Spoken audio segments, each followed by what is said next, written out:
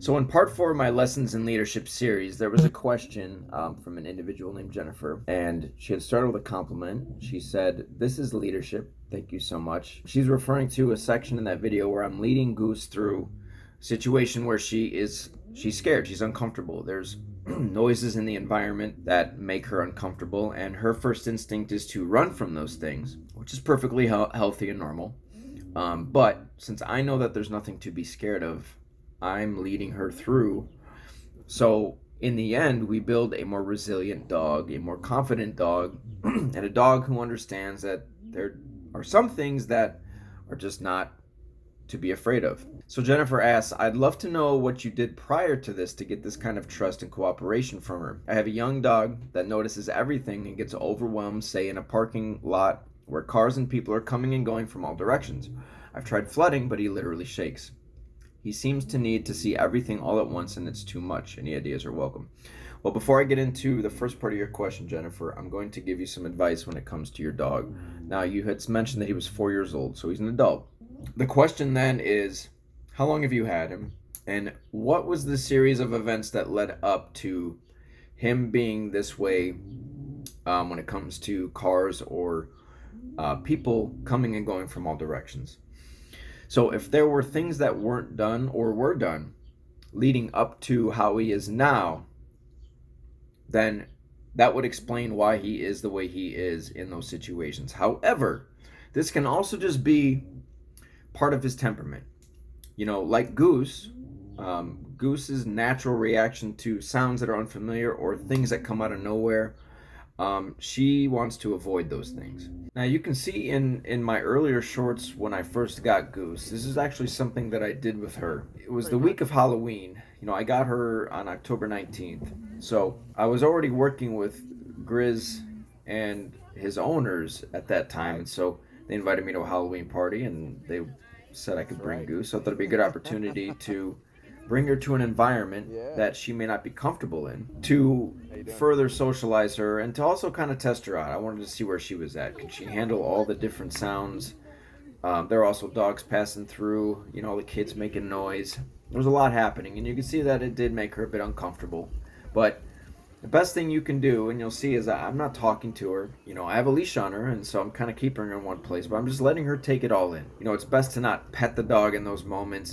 Don't coddle the dog. Don't reinforce that state of mind. I don't want to feed into that part of the dog that's insecure and that's fearful. I want to let the dog work through it. And then the more you expose them to that sort of thing, then you're going to build a stronger dog. And you see it in the title of this next clip, you know, making a dog confront their fears builds confidence. There's a range to this, right? You don't want to push the dog too far too quickly.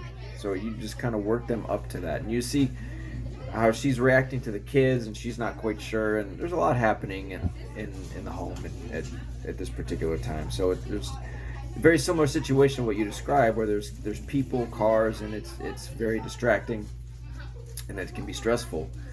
But I would just kind of start small and work your way up. Because you said you've tried flooding, and I'm not against flooding. However, it depends on the dog in question. Some dogs do really well with flooding, other dogs not so much. So I would recommend starting in environments where maybe there's just a little bit going on that doesn't send him into such a state where he won't follow you or listen to you. Because this sort of thing happens in levels, right? Like, for instance, the noises you saw in that video where I'm leading Goose, that wasn't enough to get her to completely freeze in fear. But there are other situations where, like construction, she really doesn't like construction, where there's loud banging. Those are moments where she's a lot more likely to lock up, and she might really express that she really hates this. So you have to just understand, what's the threshold for your dog. Like, what kind of environment could you put him in that you could sort of work up to environments where there's a lot more going on? Because the idea is that you want him to not scan the environment and focus on everything around you and pay more attention to you. So a lot of this is kind of rooted in insecurity. So we have to do things to make the dog feel more secure and to not really care so much about what's happening in the environment. Now, I may sound like a broken record with my advocation of this, but I do find that Halties are a great tool to be able to do that, especially when you have a dog that really intensely scans the environment. It's just a really great tool to be able to keep that dog focused on walking, focused on you.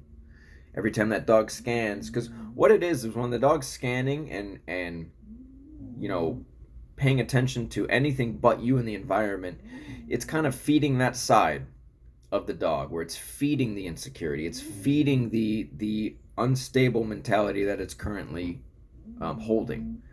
So to eliminate that and to get the dog into a more calm state of mind, I have to break those moments of fixation, even the scanning.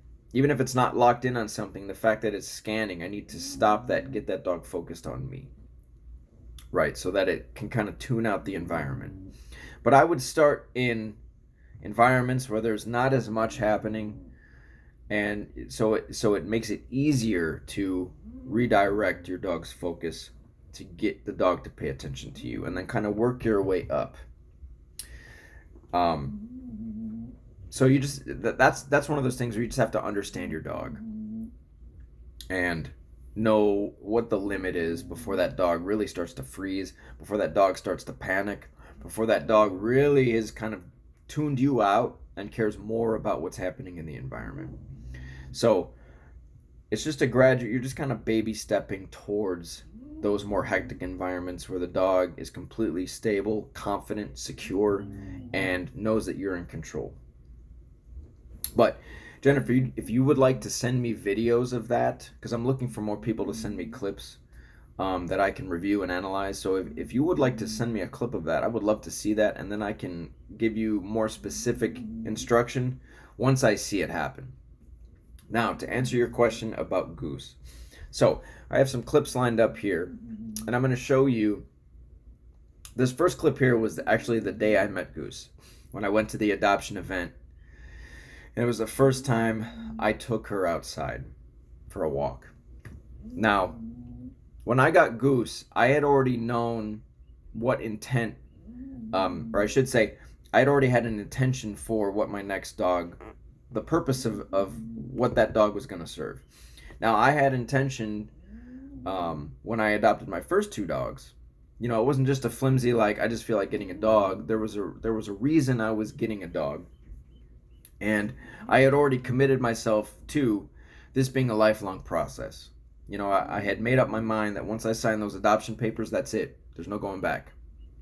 So I was already in the mindset of this is a life commitment for me. And that was for both my dogs. So knowing the intention before you get a dog is very important. I would never get a dog with a flippant mindset, or just because you feel like it, or you saw something cool on social media, or to fill some kind of emotional void. Maybe you're lonely, or I would never get a dog for those reasons. The dog should serve a purpose, and the dog is an opportunity for personal growth, right? The dog is our greatest teacher and our greatest asset in terms of reaching a better understanding of ourselves and reaching the next level in terms of just, you know, being human.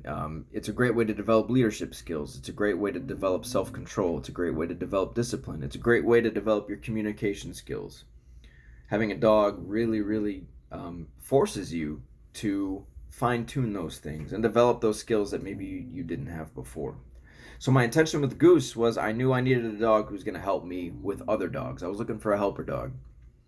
So I was looking for a particular type of dog. So when I met Goose, the first thing I noticed about her was that she was completely calm. You know, at the adoption event, it was an animal hospital, and there were puppies, there were dogs, there were a lot of kids, there was people. You know, it was near Halloween, and so they're having a little costume show and whatever. It was a noisy. It wasn't chaotic, but it was a noisy environment. There were dogs barking, puppies doing their thing, kids making lots of noise. And the first thing I noticed about Goose when I turned the corner and saw her was that she was stone cold, just didn't care. None of it seemed to faze her. And so as soon as I saw her, and I actually almost passed her up. I almost wasn't, because the way these the way shelters have structured the adoption process is much different when I got Kaylee and Bruno. And back then you could just walk into a shelter and meet a dog. Well, that's not the case anymore. So that wasn't the case with the Goose. They basically said, okay, we're going to give you a meeting. If it goes well, you take the dog home. And I was like, whoa, that's fast. So I almost didn't agree to the meeting. So I almost passed Goose up. So as soon as I saw her, though, when we walked into the adoption event, and I walked past her and our foster didn't recognize me because everything was done online. Like I said, the first thing I noticed about Goose was how calm she was and how she was just very stoic. Now, Goose is interesting in that when she's nervous about something or fearful, Goose doesn't really shake. She practices avoidance. So she was sitting there, and I would be willing to bet, knowing what I know about Goose now, that the noises were affecting her, but she wasn't showing it because she was also with her foster. So the things that she had told me about Goose were, Goose doesn't want to walk. When I put Goose outside, her first reaction is to come back in. So she wants to run back in the house. So she said she had house training issues. She was 2 years old. At least that was her estimate, because she was found as a stray. And they said she still has house training issues. So she still goes to the bathroom in the house. We don't like that. But when I put her outside, she wants to run back in. I try to take her for a walk. She doesn't want to walk. She wants to run back to the house. So these are all signs of an insecure mind, right? She's not getting the leadership that she's looking for. And then she said, oh, she likes to hog the toys, and she's been lunging at dogs' faces, and I don't know why, but of course when I hear that, I hear something completely different. So I'm thinking, okay, I really want to see this. So this first clip here, you'll see this is the first time I took Goose for a walk, and she has this ridiculous Wonder Woman costume on, and like I said, it was a Halloween show, and I'm not into putting costumes on dogs or clothes on dogs. Now, coats in the winter, that's one thing. That's a practical piece of clothing to keep a short-haired dog warm. But you can see Goose does not want to follow me. As what the foster said, Goose wanted to run back to the building to get back to her foster, because that was like her sense of security. Even though the foster wasn't really giving her the leadership she needed, she still felt more secure just being being next to the foster than being outside with me. So you see how Goose practices avoidance with things that she's unfamiliar with, and at that moment I was the unfamiliar thing she wanted to run away from. She did not want to follow me. And so you can see, in these other clips too, I'm just trying to kind of work with her. I'm trying to build some kind of level of trust with her, but I'm also trying to establish some semblance of leadership, right? Because like I said, moment of contact is when you start building relationships. So I'm trying to show her that I'm a strong, stable presence that she can follow. But she wanted to resist at first, which is perfectly fine. It's a matter of building these things. Like I said, relationships are built over time. They're not going to happen right away. When I took her out for her first walk, I was sold. I said, okay, I'm taking this dog. That's what did it for me. When I saw it on a leash, I said, all right, I'm taking this dog. I had a really, really good feeling about her. Now, here's what's interesting. As I had mentioned before, when you take a dog home, away from the environment that it's currently in, and I do this with sometimes with aggressive dogs too, where I'll take the dog away from the owner. Maybe I'll bring the dog home for a couple of days, because I want to see what the real dog is like. And 9 times out of 10, you'll get a different dog. So in Goose's case, you see this clip here. This was the first walk that I took her on when we got back to my apartment, and you could see how much different this looks. Goose is a lot more relaxed. She's following me. She's not trying to run away from me. Now, she was nervous in the car ride. She was anxious in the car ride. She was panting and showing that she was a bit stressed out, because it's like these 2 strangers are taking me. Where am I going? Perfectly understandable. But we didn't pet her, didn't feed into that side. I just let her work herself through it, and we just ignored her. we don't want to fall into the trap of petting and feeding that mentality. So at this moment I saw like, okay, I'm getting a different dog now than what I was told from the foster. Now, she still showed moments where she wanted to run back to the apartment once she knew where the apartment was. And you'll see at the end of that clip, I'm shooting a video, and this is the video I was actually shooting, so you can hear what I'm saying in this video clip. I just adopted this dog, little gray Goose. And the foster had said she won't walk. She'll run outside and pull you back in the house. And it's just a good example of what happens when you remove the dog from in a situation, an environment, or people that she has to believe that she needs to control, and now you get a different dog. We literally just got home from adopting her. Do you see a dog who has issues walking? Come here, girl. Yeah. Come here. Yeah. She's doing great.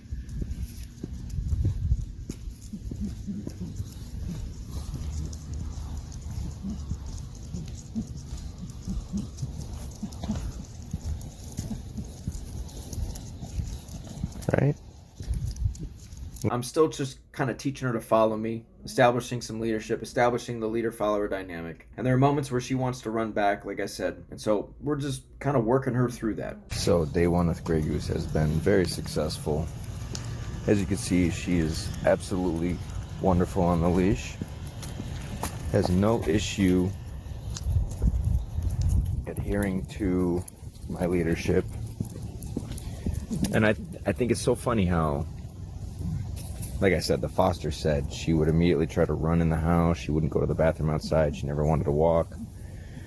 But in the right hands, we don't have those issues. She's eating well. She's warmed up to the environment. She's very comfortable. No issues as far as her trying to take control of the environment, trying to get on the furniture. No issues as far as giving her food and taking it away. Bones, bully sticks, nothing like that. I think she knows her place around here. And now, this was, I believe, the very next morning. I had noticed that walking Goose on a leash, there's certain things I'm looking for when I first take a dog. And I was starting to see little signs that led me to believe that I could probably get Goose off leash fairly quickly. She seemed to have a much more structured mind than the average dog. And so you could see in this clip, this is when I was starting to I just wanted to see what she would do. I was playing around with the off-leash stuff because she was doing really, really well on the leash. But then I wanted to see, okay, if I take off the leash, what is she going to do? And so I was just starting to play around with that. Now, which leads to this next clip where I'm describing how a dog earns freedom. And this is 4 days after I adopted Goose. Now, I brought Goose home on a Saturday afternoon. And it was by, Sunday, Monday, Tuesday, Wednesday. So it was October 19th. This is October 24th. I was already off leash with Goose. And because she was already demonstrating that I could trust her off leash and that she was going to listen to me. So we had already built a baseline of trust. There was already a baseline of respect because as I described in my previous video, that as soon as I bring a dog home, I'm establishing, I control everything. I'm establishing the boundaries. I didn't let her on the furniture right away. When I presented a piece of food to her, I made sure we went through that whole ritual of her being patient, showing manners, and showing me respect, and giving up ownership of the food to me before she eats. So I go through all of that thing with all of these different things with any new dog. And then of course, just conveying the strength of my personality to show Goose that I am the most dominant figure in this home. And this is the interesting thing about dogs is when, you don't just build trust with a dog by, say, communicating in a way that doesn't hurt them or abusing them or so on and so forth. You also build trust with a dog by showing them that you are a strong leader. because now the dog doesn't have to control anything. That's a lot of where insecurity comes from in dogs, is especially if you have more submissive minded dogs, is if they believe that you aren't in control, or you've demonstrated that you're not strong enough to control everything, or they feel like they have to control something within a particular context, then that's what leads to the insecurity, because now they believe that they have to take the leadership role and they don't want that position. But when you show them in all areas, in all contexts, that you are running the show, you're in control, you know how to lead and direct and guide them in any situation, then they trust you a lot faster, because you're communicating to them in every situation that you're in the leadership role. They don't have to worry about anything. That's partly why me and Goose got here so quickly. Goose is the beneficiary of 15 years that I've worked with other dogs. She's able to benefit from all of that knowledge and experience day one. From the second I meet her, she's receiving that. And so you're able to achieve these things. Now, I'm not going to say it's with every dog, but me and Goose got there pretty quickly. She was able to just kind of relax and trust me, because I was demonstrating that I'm the kind of leader that she can just relax and follow. Now you see her, this is the same day that I began taking Goose off leash, that we took her to the dog park for the first time, and she did really, really well. Now I can't find the clip. I don't know what I did with it, but now this is the first time she actually met Grizz. But there were some dogs that showed up later on where Goose was, she was interacting, but she was also kind of running back to me when she would get a little bit freaked out. So I had to just let her know that I didn't want her to cling to me, and I would kind of push her away and send her back to socialize with the group. And that's when I noticed that she was sort of starting to discipline the other dog. That was a great thing for me to see, because I was looking for more of a disciplinarian for my next dog. And Goose was already starting to show that she had what it took to be that. So I had to kind of build her up a little bit. All the materials were inside of her, but I had to kind of bring them out. Now you can see in this clip too, she's really coming out of her shell. She's enjoying herself. This is the first time we actually saw her run. And I couldn't believe how fast she was, but she was actually starting to chase the ball. She was starting to, you could see a more confident side of her start to come out. Now you can see in this next clip, this is all early on in my channel, where it's one of the first times Grizz came to stay with us. And you see here where, leading back to what the foster said, where she said, well, Goose would hoard the toys, and she's been lunging at these dogs' faces. So this is where I started to see some of that play out. But I had already seen Goose discipline other dogs, and so I knew she wasn't going to take it too far. So I decided to let her set these boundaries, where she's actually establishing to Grizz that, you're not going to demand this bully stick from me. And he gets too close, and she lets him know that was not the right move, and he backed off after that. So if you want to go back and watch some of these earlier videos, I would recommend it. If you want to just see like the bits and pieces of what I did with Goose, or the principles that I was teaching, that I was showing you what I was doing with her along the way. There's a lot of really, really good stuff in my short section, especially early on. And you can kind of piece that puzzle together.